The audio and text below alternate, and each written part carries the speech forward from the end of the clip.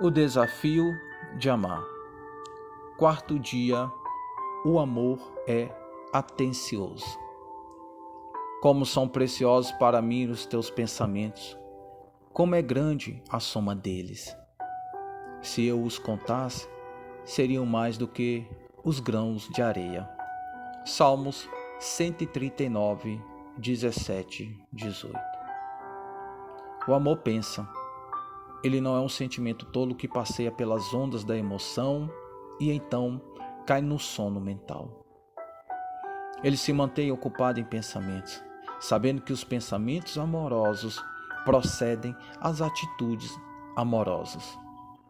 Quando você se apaixonou, o pensamento veio quase que naturalmente. Você passou horas imaginando como seria a pessoa amada, imaginando o que ela estaria fazendo, ensaiando coisas marcantes para dizer e depois curtindo doces memórias do tempo que passaram juntos. Você disse sinceramente: eu não consigo parar de pensar em você. Mas, para a maioria dos casais, as coisas começam a mudar logo depois do casamento. A esposa finalmente tem seu marido e o marido já tem o seu troféu. A caça está terminada e a perseguição encerrada. Fagulhas de romance vagarosamente tornam-se cinzas e a motivação para o pensamento esfria. Você se deixa focar em seu trabalho, seus amigos, seus problemas, seus desejos pessoais em você. Depois de algum tempo, você involuntariamente começa a ignorar as necessidades do seu cônjuge. Mas o fato de que o casamento acrescentou outra pessoa em seu universo não mudou. Então, se o seu pensamento não amadureceu bastante para constantemente incluir esta pessoa, você se pega sendo surpreendido ao invés de reflexivo. Hoje é o nosso aniversário. Por que você não me incluiu nessa decisão? Você nunca pensa em ninguém além de você mesmo? Se você não aprender a ser reflexivo, acabará se arrependendo por ter perdido a oportunidade de demonstrar amor. A falta de atenção é um inimigo silencioso para um relacionamento amoroso. Sejamos honestos, os homens lutam mais contra a falta de atenção do que as mulheres.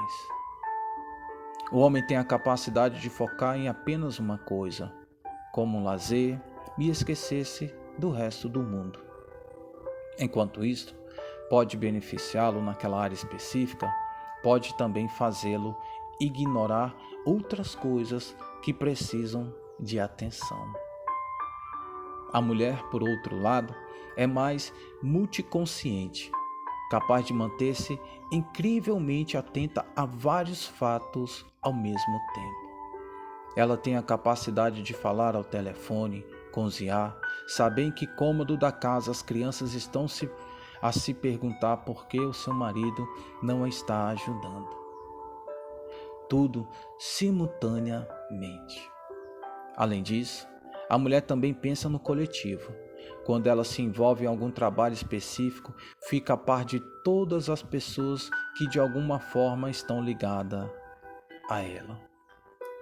Essas duas tendências são exemplos de como Deus projetou as mulheres para completarem os seus maridos. Como Deus disse na criação: não é bom que o homem esteja só. Farei para ele alguém que o auxilie e corresponda. Gênesis 2:18. Porém, essas diferenças também criam oportunidades para o desentendimento. Homens, por exemplo, tendem a pensar de forma objetiva e a dizer exatamente o que querem dizer. Não é preciso mais nada para compreender a mensagem. Suas palavras são mais literais e não devem ser analisadas além do que foi dito. Mas as mulheres falam e pensam nas entrelinhas. Elas têm a tendência de fazer insinuações. Um homem precisa ouvir também o que está implícito se quiser obter o significado completo do que uma mulher diz. Se um casal não tem essa compreensão do outro, isso pode resultar em desentendimentos sem fim. Ele fica frustrado, tentando entender por que ela fala em enigmas ao invés de falar de uma vez o que quer. Ela fica frustrada, tentando entender por que ele é tão desatento e não soma 2 mais 2 para compreender o que ela diz.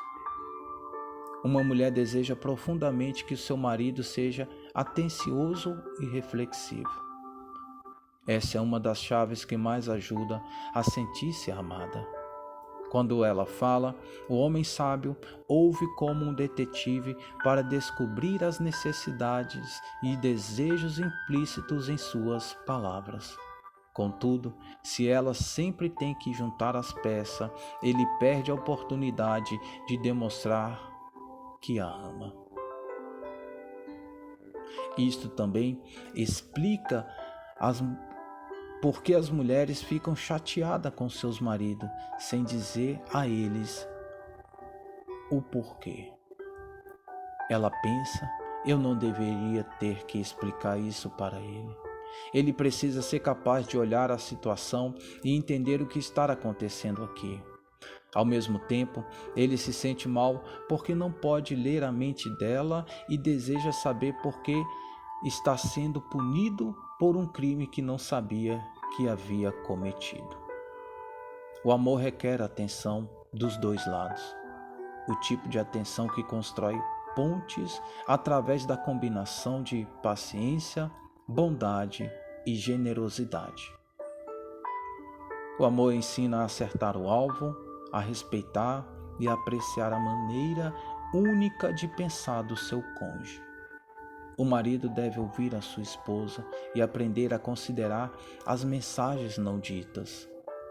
A esposa deve aprender a se comunicar com atenção e não dizer uma coisa significando outra. Porém, com frequência você fica irritado e se frustra seguindo o padrão destrutivo, preparar, apontar fogo. Você fala de forma dura e só depois pensa se deveria ter dito o que disse? Mas a natureza atenciosa do amor lhe ensina a usar a mente antes de usar os lábios. O amor pensa antes de falar. Ele filtra as palavras com a peneira da verdade e da bondade. Quando foi a última vez que você gastou alguns minutos pensando em como poderia demonstrar ao seu cônjuge e entendê-lo o melhor ou a melhor forma de amar? Qual a necessidade imediata que você pode suprir do seu cônjuge? Para qual próximo evento, seja um aniversário, uma data comemorativa, um feriado, você já está se preparando com o seu cônjuge. Grandes casamentos são construídos também por grandes reflexões e grandes desafios, sejam eles bons ou ruins, mas quando os dois estão juntos, perdoando, o amor se constrói dia a dia. O desafio de hoje: faça contato com seu cônjuge em algum momento durante a agitação do dia.